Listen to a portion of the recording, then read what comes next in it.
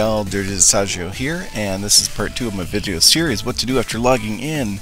And first we went to the arena, and then we went to some dungeons, and I did 5 straight dungeons, no rest, no revive time.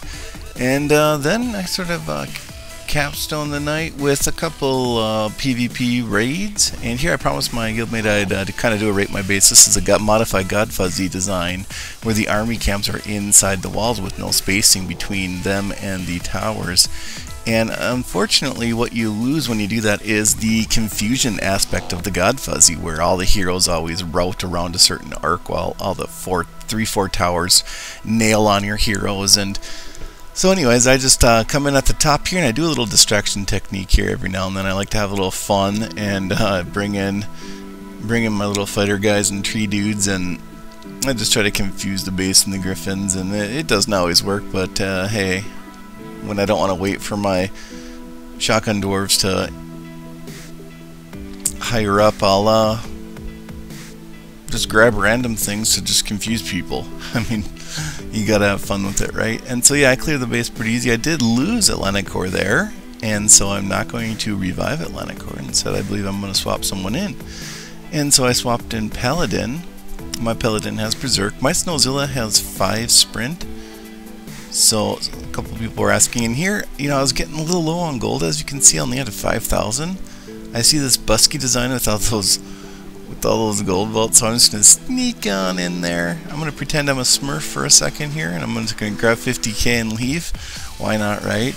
And then now I'm going to grab some more magic. There we go, Ares Frenzy. Now I can actually keep raiding. And I'm going to scan through a couple bases here, unless I like this one. Let's see here. Oh, I could do that one. Why not?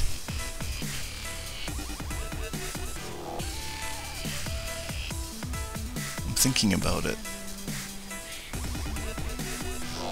All videos run at 1.5 speed, and it looks like I decided to go in. I lead with the Paladin, and then I toss in the Druid there and bring all 5 heroes in.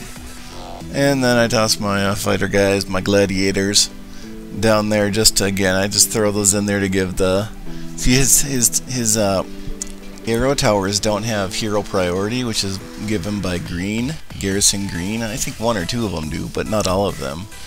And so that means when you throw in all those fighter dudes, it's going to confuse his towers. They're going to prioritize the closest target. They're not necessarily always going to prioritize my heroes.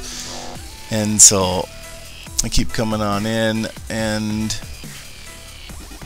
you see Snowzilla there. There's a little close-up of him raiding. No, that he doesn't hit walls. Kind of wish he was hitting walls right there, right, guys? Remember that patch that took away his ability to hit walls? Looks like I lost quite a few heroes here. That was either not a good entry point there with all those griffins, or maybe this base is alright. It's got the double wall system. Those are always decent. Got to make my heroes go through 2. And the Spirit Mage, Druid, and Snowzilla clear all the rest, and we're good to go. 3,000 experience, 30,000 gold, like 200,000 mana. That's probably why I decided to do that one. Tastes Like was actually a couple of videos back. He was the one that successfully raided my Busky design quite effectively, and he gave me a 100% shield. Again, thank you for that, Tastes Like. I skipped your base there because I didn't want to deal with it. And here's a Busky design, and another way to do Busky is to just toss on in at the top. I do Guardian Angel, and then I drop all 5 heroes. And Frenzy, Restoration, and then the base is done. So, Busky's pretty easy to raid, actually. Unless those heroes were like level 100, 120, maybe I would not have done it. But when the heroes are, you know, relatively close to my levels, I'll go ahead and do Busky every time, just because it's basically free experience.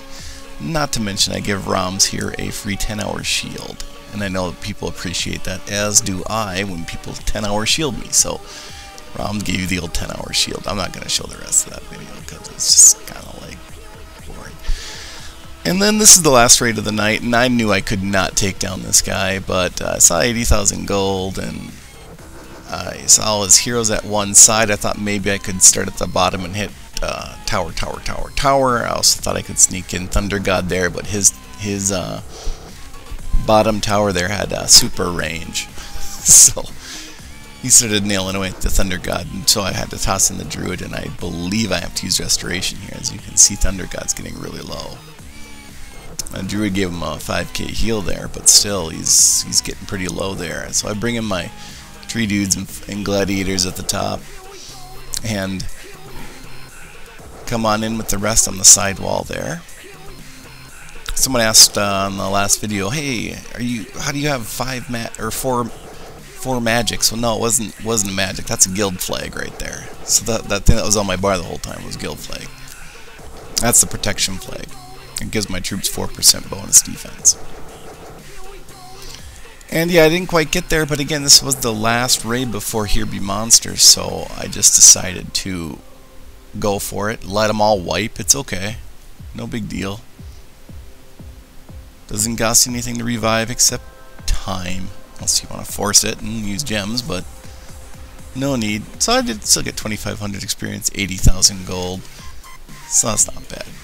And then I'm going really super high speed video because I know I've shown quite a bit of Here Be Monsters lately. So I just end the night with a Here Be Monsters. So that's kind of the day. So I start out with Arena. Then I do Dungeons. Then I do some PvP. And then I do Here Be Monsters at the end. So wave 1, wave 2 pops right on the base there. You can see all the heroes are working together. Good synergy with the Busky. They're all tight together. And modified my Busky. I keep changing it around like every day. So this, I wouldn't say that this is a Busky grid wall system that I'd recommend. It works okay, but it kind of pops holes in by the vaults and always brings their future waves right through that center there. Kind of gets them centered on all my heroes, so it kind of does work pretty well, but it's got some flaws to it too. So 30,000 experience, 30 shards, and that's kind of what you do when you log in. So thanks for watching, and please subscribe. Be sure to keep it dirty and dirty up.